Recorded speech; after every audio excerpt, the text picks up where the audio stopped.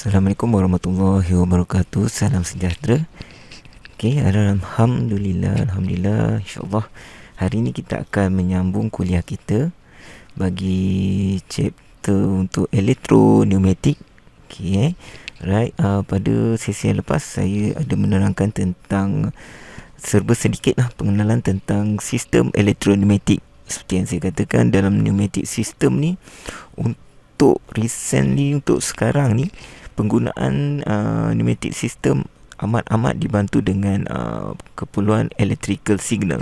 Okey, jadi adalah penting untuk kita mempelajari serba sedikit secara umumnya, secara ringkas, apakah dia sambungan-sambungan elektrik yang secara paling basic sekali setidak-tidaknya, supaya kita tidak ketinggalan dalam mengoperasikan sistem yang berada pada masa kini.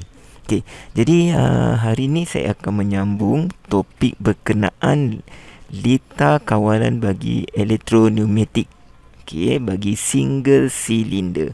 Okey, jadi kita akan lihat secara umumnya untuk lita elektroneumatik kita boleh bahagikan kepada dua bahagian dua kumpulan, iaitu menggunakan kaedah direct method dengan indirect method. Jadi hari ini kita akan mengklasifikasi apa yang dimaksudkan dengan direct method dan juga apa yang dimaksudkan dengan indirect method. Okey, secara umumnya untuk lita pneumatik, seperti saya katakan, kalau lita pneumatik kita biasa jumpa dengan simbol-simbol seperti ini. Ini yang standard untuk pneumatic circuit. Okey, right. Jadi dalam pneumatic circuit terdapat untuk sistem elektroneumatik, kalau anda lihat, okey, kita ada komponen yang atas ni adalah silinder ataupun actuator kita. Okey, actuator adalah output kita yang menghasilkan kerja. Okey, actuator adalah untuk menghasilkan kerja, yang mana kerja tu dilakukan oleh silinder apabila ada pressure masuk daripada kita punya directional control valve. Okey, jenis 3-way ni. Okey, jadi daripada directional control valve yang mengawal, memberi arahan supaya silinder kita ataupun actuator kita bergerak keluar. Sama ada kalau dipasang pada pintu bas, mana pintu bas akan terbuka. Okey, kalau di off-kan, mana dia akan tertutup, sebagai contoh. Jadi actuator dikawal oleh solenoid valve. Okey, yang mana dalam sistem elektroneumatik, kalau kita lihat untuk lita pneumatik saja, dia tidak lengkap. Dia tidak akan beroperasi secara menerangkan secara sepenuhnya operasinya. Okey, sebagai contoh, untuk solenoid valve, katakan di sini adalah daripada kompresor membekalkan pressure masuk ke dalam actuator. Dalam keadaan awal ni dia berada dalam keadaan off. Okey, jadi untuk diaktifkan bagi bagi directional control valve tersebut, dia perlulah menerima input daripada solenoid valve, daripada solenoid ni. Okey, jadi seperti yang kita tahu, solenoid ni adalah menghasilkan medan magnet.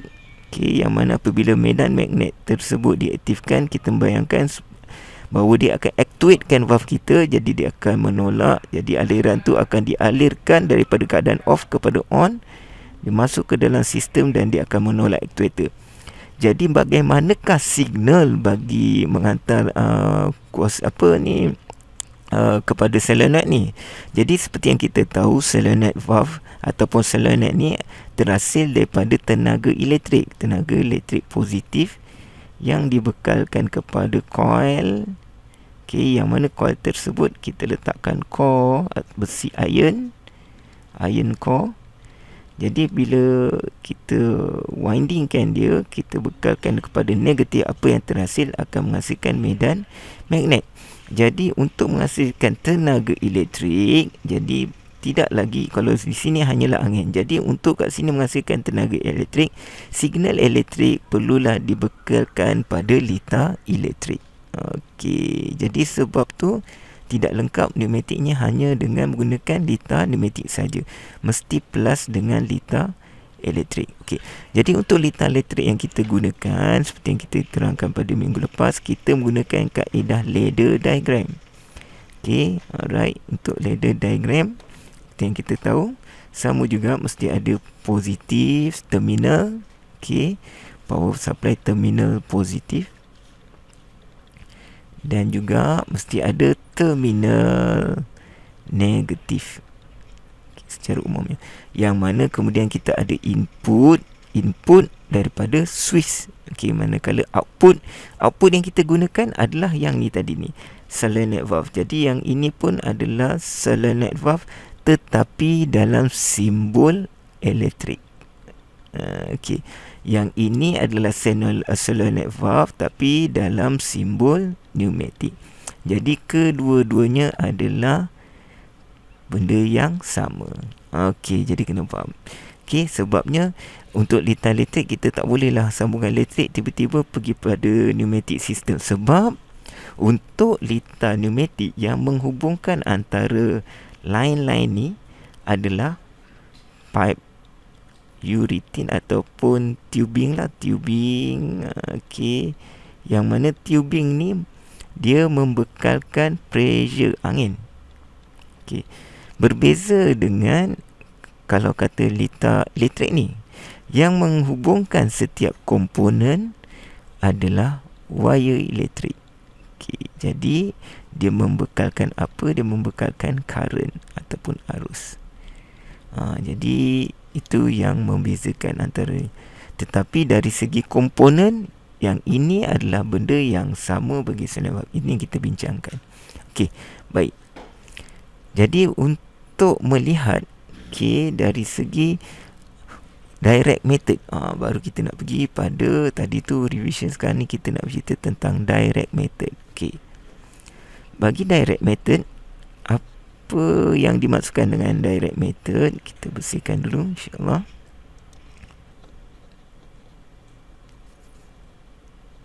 Alright. Okey, jadi untuk direct method simple saja. Okey, untuk litar direct method, apakah dia punya design adalah untuk direct method bermaksud current akan dibekalkan secara direct kepada kita punya solenoid valve. Solenoid valve. Okey, jadi dekat sini ada dua solenoid valve kan? Untuk elektrik di sini dan pneumatik di sini. Jadi kita membicarakan tentang direct method menggunakan kaedah elektropneumatik. Jadi bila kata elektro, mana kita akan melihat pada litar elektrik kita. Jadi kan ni pneumatik, ni elektrik. Okey, jadi untuk litar elektro ni bermaksud kalau direct method daripada switch, okey, daripada switch akan dihantar terus kepada output, iaitu solenoid. Jadi apa yang berlaku, kita tahu ini adalah daripada positif bekalkan current kepada switch. Dalam keadaan sekarang, switch adalah normally open, bermaksud di dalam keadaan off. Tetapi apabila kita tekan sahaja switch tersebut, dia akan jadi normally close, bermaksud dia bersambung. Jadi dia boleh alirkan current. Jadi bila on, dia boleh alirkan current. Apa yang berlaku bila dihantar pada solenoid valve? Jadi seperti yang kita katakan tadi, solenoid akan menghasilkan medan magnet. Jadi medan magnet tersebut, okey, magnet, okey, mana lepas tu dia ke negatif Bila menghasilkan medan magnet, dia akan mengaktifkan terus kita punya solenoid valve. Jadi solenoid valve kita akan tertolak. Jadi dia akan dalam posisi on, silinder akan keluar untuk extend. Okey, jadi apa yang berlaku di sini, direct method bermaksud tekan saja switch terus pergi pada solenoid valve. Itu maksud direct method. Okey, jadi kita lihat pula perbezaan kalau kata indirect method. Direct method bermaksud switch terus ke solenoid. Okey, kalau bukan indirect bermaksud, okey, kalau bukannya direct, kalau indirect bermaksud switch yang kita tekan tadi tidak direct kepada solenoid. Jadi bila tidak direct, ada dia punya perantara dia. Perantara dia adalah apa? Relay. Okey, yang ni pun kita dah bincangkan. Okey. Jadi ingat, sebelum kita cerita pasal direct method ni, okey, kita kenal dulu berkenaan dengan relay sekali lagi. Okey, seperti saya katakan, relay dalam satu body relay ni, contoh relay ni yang sebenarnya, okey, single pole ni, okey, label throw punya relay ni, okey, banyak dijual di pasaran. Okey, dan ada kalanya kalau anda biasa jumpa yang color, kalau tak hitam ada yang color biru. Tu yang banyak lah. Okey, jadi untuk relay ni dalam satu body dia terbahagi kepada dua section. Terbagi kepada dua. Okey, jadi terbagi pada dua. Kenapa? Sebabnya walaupun dia satu body, tetapi dalam litar elektrik dia akan berada pada dua tempat.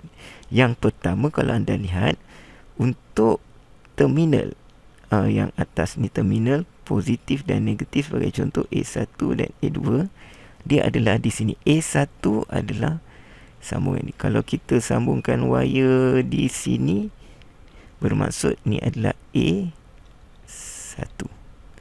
Manakala kalau kata untuk A2, bila kita sambungkan wire di sini, wire ni kita akan sambungkan ke mana? Ke mana hala tuju? Yang ni daripada, kalau kita tahu A1 ni daripada, kalau kat sini, daripada Swiss. Maknanya dari sini kita kena sambungkan pada Swiss. Manakala kalau negatif nak pergi ke mana ni? Kita kena tengok negatif. Jadi A2 adalah di sini. A2 kita akan sambungkan kepada negatif. Maknanya dekat sini kita perlu sambungkan pada negatif. Alright, power supply. Okey, jadi itu adalah untuk A1 dan A2. Okey, jadi yang ini kita panggil dia, ini kita panggil dia sebagai coil. Inilah coil kan. Jadi bermaksud apakah komponennya ni? Ini adalah coil. Alright, coil relay. Okey, jadi ni baru part yang pertama. Jadi bahagian yang lain ni apa? Okey, bahagian yang lain ni adalah dia punya contact switch. Contact relay, Jadi contact relay, kalau anda lihat dekat sini, kat mana hubung kait dia? Jadi kalau tengok kaki relay ni ada 3. Tetapi apa yang kita perlu sambungkan? Hanya 2 sahaja. Okey, hanya 2. Kenapa? Sebab untuk relay ni dibina, dia adalah Swiss. Okey, jadi Swiss tersebut kita kena pilih. Kita nak Swiss tu dalam keadaan normally open ataupun normally close. Sebagai contoh, yang ni kan, ni normally open. Ni normally open. Makna normally open dalam keadaan awal tidak bersambung, tapi bila tekan dia akan hidup. Okey, untuk relay, bagi JIS punya simbol, okey, kalau kata tiang macam ni, bermaksud dia bersamaan dengan normally open. Tetapi kalau kata tiang itu disilangkan seperti ini, bermaksud dia bersambung, jadi dia akan normally close. Maknanya belum apa-apa lagi aliran elektrik boleh mengalir, current boleh mengalir. Yang ni terputus selagi tak ada apa-apa current ataupun daripada coil yang menghidupkannya. Okey, jadi contoh di sini, kalau kita lihat kat sini, ini adalah kontak seperti yang ni, kontak. Benda yang sama dalam relay. Kalau tadi coil adalah yang ni, manakala part yang kontak sebelah sini adalah part yang ni. Jadi ada 2 sambungan. Jadi bila kita katakan tadi, bila dalam keadaan ni dia adalah normally open, bermaksud sambungan kaki kita dia akan pergi sambung pada 2 bahagian. Daripada satu yang wajib, iaitu common, mesti pasang. Jadi common adalah di sini. Ini adalah nombor 1. Manakala sebab kita pilih dia normally open, mana dalam keadaan awal terputus, bermaksud kita tak boleh pilih 2. Sebab pilih 2 ni belum apa-apa lagi arus boleh mengalir kalau pergi pada power supply. Jadi kita kena pilih 4, iaitu normally close. Okey, sorry, minta maaf. Normally, ini, yang ni jangan tengok yang ni, minta maaf. Yang ini adalah merujuk pada komponen yang ni. Yang ni berbeza, minta maaf, saya kena betulkan sikit ni. supaya tak keliru, jadi saya ubahlah. Normally, minta maaf, normally open yang ni normally open. Yang ni saya padamlah senang cerita. Sebab dia pakai number yang berbeza tu kan, nanti terkeliru. Okey, jadi saya padam yang ni. Jadi yang ni tak ada kaitan, sebab ni minta maaf saya ambil gambar yang berbeza ni. Okey, ni nombor yang berbeza. Okey, sebab tu kalau tengok dia punya connection dia, kalau kata untuk coil connection kita ada A1, A2, A1, A2. Okey, dia pakai 2 dan 5. Okey. Alright. Okey. 1 common. Jadi 1 sebab dia normally open, saya akan sambungkan 1 dengan 4. Jadi bermaksud di sini adalah 4. Okey. Jadi 1 pergi pada 4. Okey, 1 daripada mana? Bukan 1 daripada positif. 4 akan disambungkan ke mana? 4 akan disambungkan pada solenoid valve seperti tadi. Okey, jadi ini adalah binaan untuk cerita relay. Dalam satu relay terbagi pada dua bahagian pada litar elektrik, pada dua rang yang berbeza biasanya kan. Okey, dia boleh jadi pada rang yang sama. Okey, tak ada masalah. Tapi biasanya kita akan buat pada rang yang berbeza lah. Okey, tak ada isu. Okey. Yang penting tahu dalam relay mesti ada coil, mesti ada kita punya kontak. Okey, jadi apa yang berlaku dekat sini? Kenapa kita katakan indirect method? Switch tidak direct. Switch tidak direct pada solenoid, yang mana switch akan gunakan perantara relay. Jadi relay ni dia akan jadi dia punya satu switch yang baru, switch yang mengawal ni. Tetapi kenapa nak perlu ada? Kenapa tak direct? Yes, sebabnya kita dah lihat sebelum ni, relay ni dia punya function dia banyak. Salah satu untuk multi switch, okey, banyak switch, dan dia juga boleh jadi sebagai untuk mengalihkan switch tu kepada variasi voltan yang berbeza. Okey, right. Dan juga dia boleh juga, kalau kata, sebab kita tahu dia adalah coil kan, jika ada overload current tu, dia boleh menjadi macam sifat fuse tadi, dia boleh putus. Jadi dia tidak akan merosakkan komponen yang lebih mahal lah selain valve. Sebab kita punya relay ni baru harga beberapa ringgit saja, tak sampai RM10. Kalau yang mahal pun mungkin RM12 seketul, ya kan. Tapi kalau kata solenoid valve direct rosak, dia ada coil juga, sebab solenoid valve ni pun coil juga.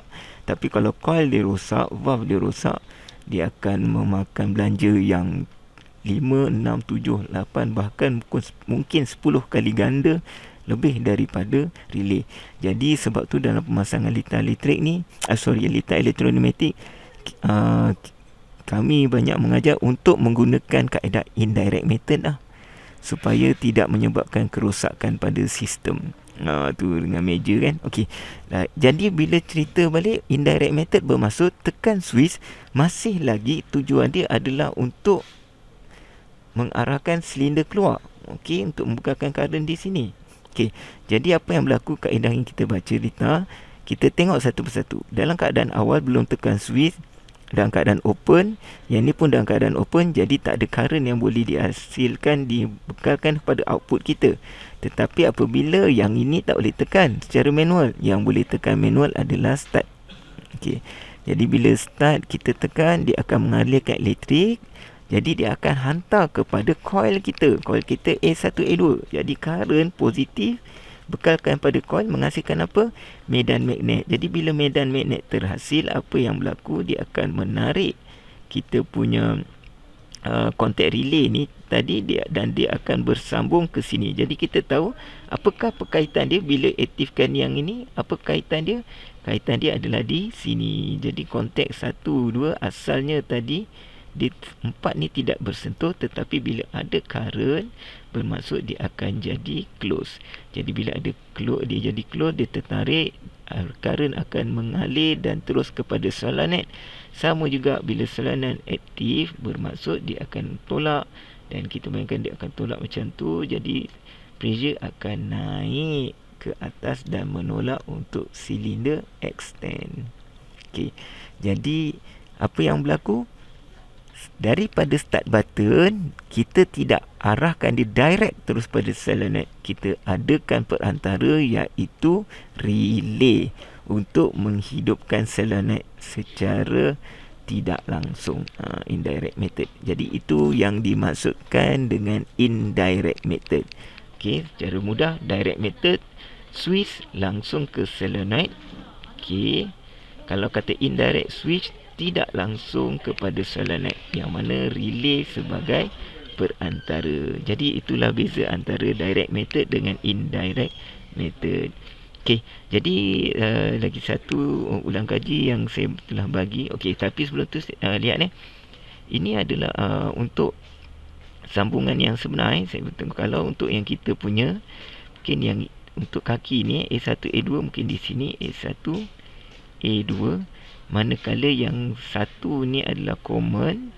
Okey, kalau kita tengok ni tadi yang nombor 3 ni adalah di sini ni, sebenarnya ini adalah normally. Ini berbeza tak sama dengan ni, minta maaf bagi tahu tak sama. Jadi nombor 3 ni adalah normally open, ataupun kalau nak samakan di sini bermaksud dia adalah nombor 4. Kalau yang ni adalah normally close, bermaksud nombor 2. Okey, jadi sambungan dia kalau anda lihat, ini ada 1, 2, 3, 4, 5. 1, 2, 3, 4, 5. Ada 5 kaki sambungan yang kita boleh sambungkan. Okey, jadi ini untuk single pole double throw punya relay. Jadi saya akan tunjukkan lagi satu contoh yang kita dah bincang dalam kelas, iaitu latching. Okey, latching ataupun memori. Ada orang sebut memori. Apakah latching? Okey, jadi kalau tadi kita melihat JIS punya circuit, kali ini saya berpindah kepada EUS circuit, maknanya standard Europe punya ladder diagram. Okey, jadi untuk Europe beza seperti saya katakan tadi, JIS dia punya tu tangga dia akan dalam bentuk turun ke bawah ataupun naik ke bawah. Tapi kalau EUS dia bersifat tangga tu jadi melintang macam tu. Okey. Right, jadi kita nak cerita tentang latching. Tadi kita dah tengok dalam konsep indirect method, kita ada dua rang. Rang pertama dan rang kedua yang sama. Yang ni tak ada tadi kan. Okey. Jadi kalau rang yang ni kita tahu, kita ada switch. Yang ini adalah kita punya coil. Okey. Jadi yang ni kita punya contact. Alright. Kalau tadi kita letakkan K1 di sini adalah A1. Yang ini adalah A2. Jangan terkeliru sebabnya ini mungkin ada perbezaan sedikit. Tadi kita pakai JIS. Saja saya variasikan kan. Alright. Jadi kalau JIS macam tu pattern dia sama juga, ada start button, coil. Coil ni dalam bentuk bulat. Kalau EUS dia petak. Contact untuk JIS dia macam tiang macam tu. Okey, lebih kurang sama macam simbol PLC anda. Okey, kepada yang ambil PLC lah. Okey, solenoid dia macam Z. Tapi kalau untuk EUS simbol dia berbeza. Coil dia adalah bentuk petak. Okey, A1 A2. Mana contact dia dalam bentuk switch macam ni lah. Okey, jadi mungkin kat sini tadi nombor 1 dan nombor 4. Okey, right. Okey, jadi kita lihat apa yang berlaku pada 2 ni, 1 dan 3 sambungannya dalam keadaan awal tak ada apa-apa yang mengalirkan elektrik sebab dalam keadaan normally open. Tapi apabila tekan je switch, apa yang berlaku? Tekan saja switch, bermaksud current boleh dialihkan pada coil. Coil akan menghasilkan medan magnet, jadi dia akan tarik coil di sini jugalah. Contact di sini akan tertarik, akan close.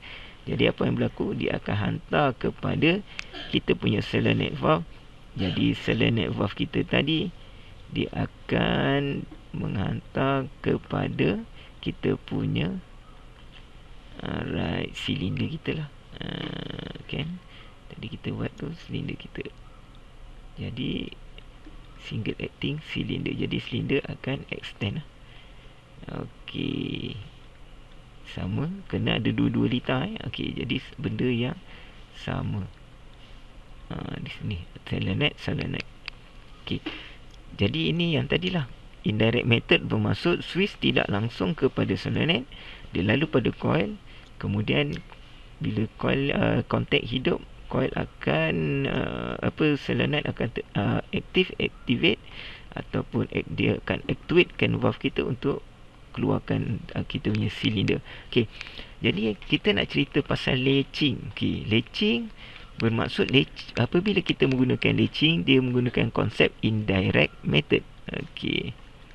Right. Dalam latching ni tujuan dia adalah untuk kita bypasskan current. Sebagai contoh, kalau saya tekan switch ni tadi dalam keadaan tanpa ada latching, tekan switch, apa yang berlaku? Current akan terhasil, kontak akan hidup, jadi dia akan mengaktifkan silinder keluar. Tetapi apabila silinder keluar di pertengahan, tak sampai hujung, katakan hujung kat tengah-tengah ni, middle. Jadi apa, tengah baru sampai middle, kita lepaskan switch. Bagi contoh, switch ni kita lepaskan balik, maknanya dia terputus. Bila switch terputus, current tak ada, yang ni pun tak ada, jadi solenoid pun dia akan pegang, hentikan holding, kita punya spring akan tolak balik, dia akan jadi off. Jadi apa yang berlaku? Berkemungkinan kita punya silinder hanya berada di tengah-tengah, tidak bergerak sampai maksimum. Okey. Jadi latching ni dia akan mengubah keadaan yang mana dia akan menyebabkan kita nak bina dia, walaupun dengan satu pulse, walaupun satu second, sekejap je, walaupun sikit je, kalau ikut tempo dia tidak akan berhenti tengah-tengah. Dia boleh bergerak sampai maksimum. Jadi tak perlulah user nak tekan lama-lama untuk aktifkan pintu batu buka habis sebagai contoh, tekan sekali terus buka habis sebagai contoh, Alright. Jadi itu kegunaan latching. Sebagai contoh, mana kita nak tekan sekali, jadi input tu yang diberi tu akan menyebabkan output kita bergerak secara maksimum. Okey, jadi macam mana nak buat? Okey, kaedah dia adalah latching ni kita akan pasangkan kita punya kontak ni. Kalau tadi kita punya kontak cuma satu saja. Okey, sebagai contoh, kaki dia yang tadi ni, kalau anda lihat pakai single pole, dia punya kontak ni ada satu set saja. Okey, tapi kalau untuk yang kali ni saya pakai yang ada dua set. Kalau tengok, kita ada yang kat sini ni ada dua set ni. Okey, kat sini ni ada dua set. Dua ni, satu, dua kontak. Jadi sebab tu berbeza, tadi cuma ada 5 kaki, yang ini ada 1, 2, 3, 4, 5, 6, 7, 8 kaki. Tadi 5 je, 1, 2, 3, 4, 5. Okey, sebagai contoh, Okey, jadi kat sini kalau anda lihat, saya pecahkan 2. Yang ini adalah kontak yang pertama, K yang pertama, satu. Yang ni adalah K yang kedua. Ada 2. Sebab ada 2, bermaksud bila hidup je relay ni, dua-dua switch ni akan activate. Dia akan tertarik. Tapi activate terpulang pada kita, sama ada kita nak pasang dia normally open ataupun normally close. Dalam kes yang ni, kita akan pasangkan kontak, kedua-dua kontak adalah dalam keadaan normally open.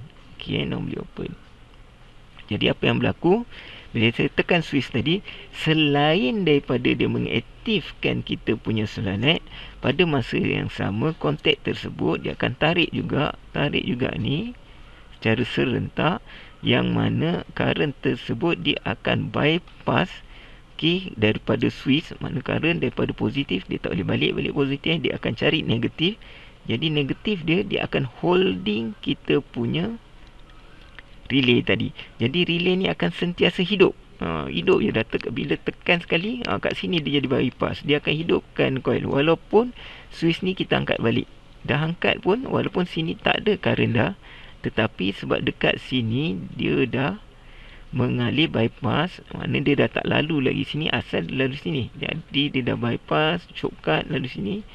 Jadi current tu sentiasa ada. Jadi apa yang berlaku, walaupun dah lepaskan switch ni, dia masih lagi hidup. Jadi bila menyala, menyebabkan kita punya current di sini pun sentiasa hidup saja. Jadi silinder tu boleh bergerak secara maksimum.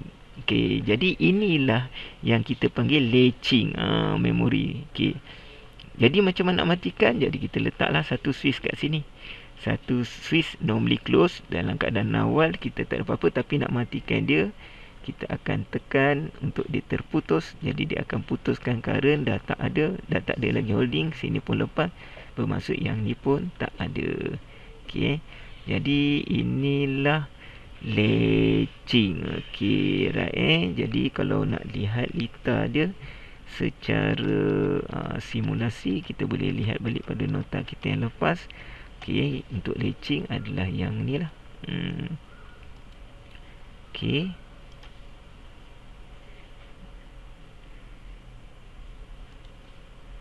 Alright, latching tekan satu, dia akan hidupkan dua-dua sekali secara serentak. Okey, jadi perkara akan hidup saja. Jadi menyala je lah. Maknanya silinder tu akan dihantar keluar. Tapi bila tekan, dia akan putus. Okey, alright. Okey, ini kalau latching. Kalau kata yang menggunakan konsep tanpa latching, apa yang berlaku? Tekan ada current, lepas dia mati. So, okay, contoh. Tekan, ada current, saya lepas, off terus. Tekan, off. Alright, beza dengan tadi lah. Tekan, dia akan holding sebab dia bypass. Walaupun tak ada current, dia akan bypass current kan. Okay, kat sini je tak ada, putus. Okay, tapi bila nak matikan, kita kena buat satu switch yang lain. Okey, jadi itulah serba sedikit tentang litar direct method dengan indirect method. Harap-harap ia membantu. Jadi saya sudahi topik kita ini dengan wabillahi taufiq wal hidayah. Wassalamualaikum warahmatullahi wabarakatuh. Sekian, terima kasih.